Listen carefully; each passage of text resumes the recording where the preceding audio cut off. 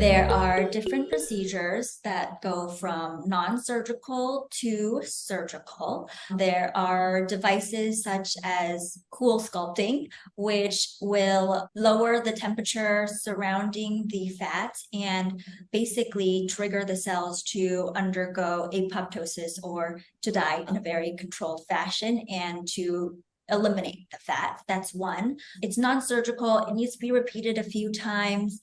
It's not surgery, so you're not going to have the same exact result as surgery, but there's no scars. One complication of that procedure is that a certain small percentage of patients may develop something called paroxysmal adipose hypertrophy, meaning you got the cool sculpting to decrease the fat, but in a certain number of people, the fat starts growing.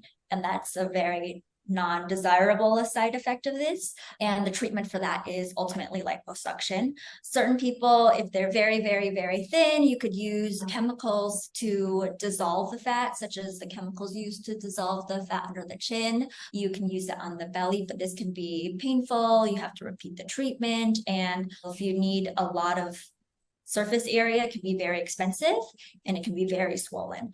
Ultimately, the gold standard, if you have a significant amount of fat or adipose tissue that needs to be removed, first, you need to make sure that you're at your ideal body weight, because that will make sure you have the best results after you're at your ideal body weight. Liposuction is great because you are precisely removing the layer of fat that's deepest and will give you the most result. There are different types of liposuction. There's regular liposuction, there's laser assisted liposuction. So there's so many different kinds.